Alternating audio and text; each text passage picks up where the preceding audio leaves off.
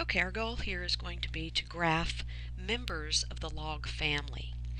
Now, what I'd like to do is start with recalling some information about a very familiar graph, and that would be of the parabola.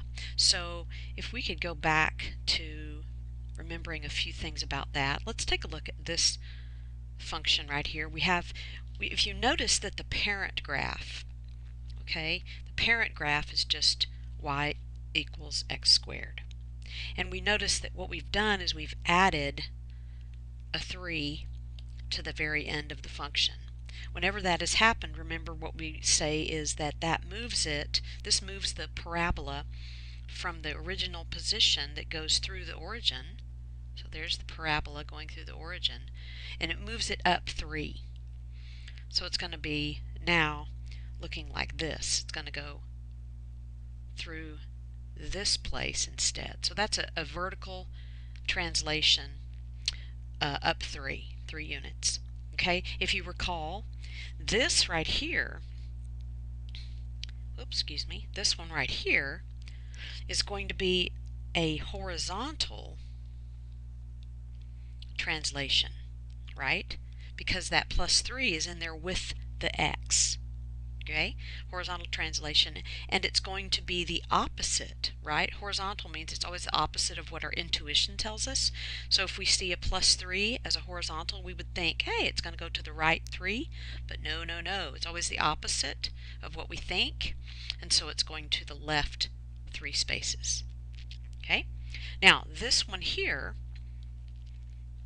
okay, that's a vertical reflection, and that means in the x-axis, right? We could also just say it's a reflection in the x-axis.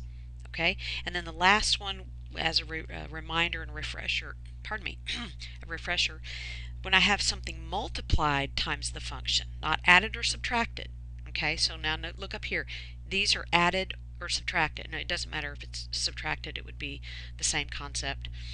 For vertical, it would be negative would be down, and then for horizontal, negative would be to the right. So, but if there's multiplication of the constant, then what we have is we have a stretch or shrink, all right, of the function. So we'll look at this in a minute. This is, by the way, this is a stretch by a factor of 3. It's just stretching it vertically by a factor of 3 times 3. Okay, so in the very same way, if I take a basic log function, okay, here's my basic function. There's the parent function, right? And I've added just a plus 3. I've tacked on a plus 3 to the end of it. Well, guess what that means? When I get the basic log function on the graph, I'm just going to move it up 3, right? Up 3. Well, what's going to happen to this one? This one's just to the left 3. Well, this one's just a reflection down. And then this one here, with that, is going to be a vertical stretch by a factor, meaning multiplying by 3. Alright, so let's take a look at graphing the basic function and then see what happens when we adjust for these 4 separate examples. So again, what I have already prepared for us is rewriting the function in exponential form. So without the adjustments, right? This is the parent function.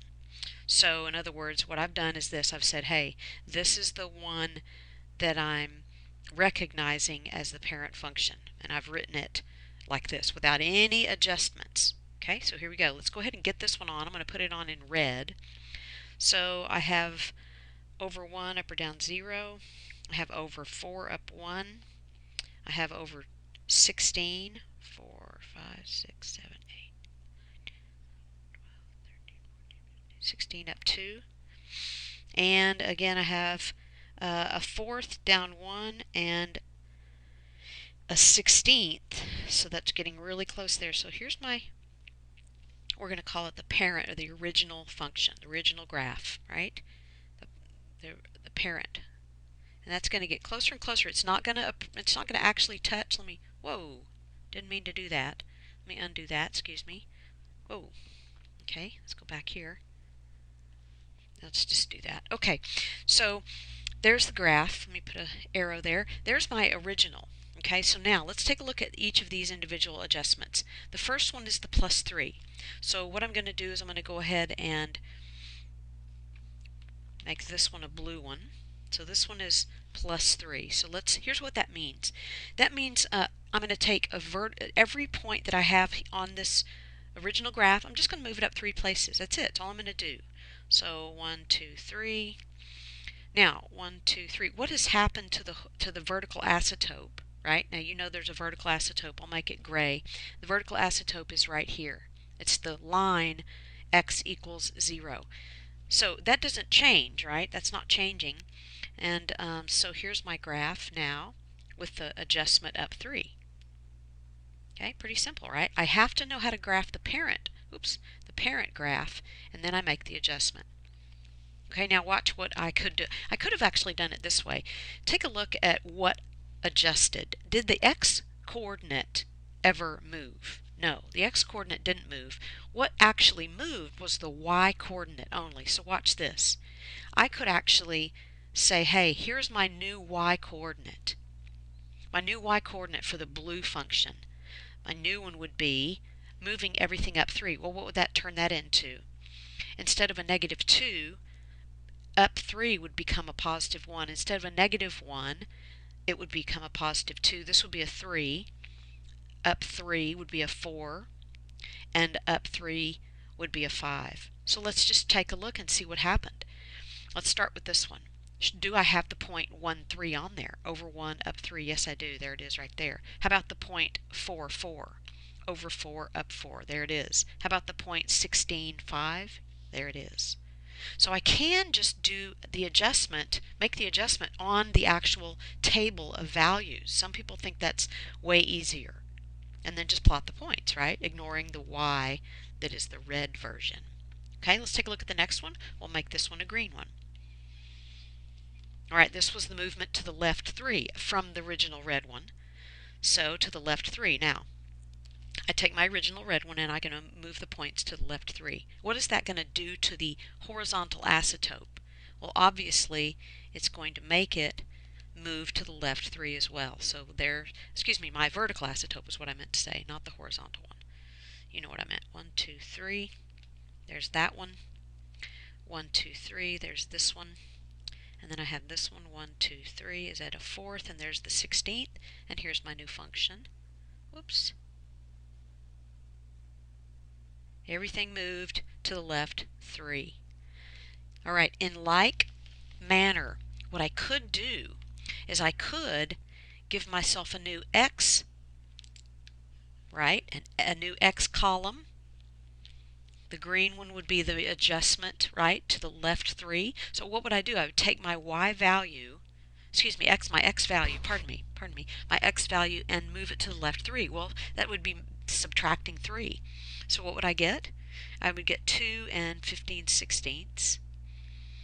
Subtract 3 from a 4th, and I would get, oh, excuse me, it would be 2, -2, -2 and 3/4. Subtract 3 from 1, and I get -2. Subtract 3 from 4, and I get 1. Subtract 3 from 16, and I get 13.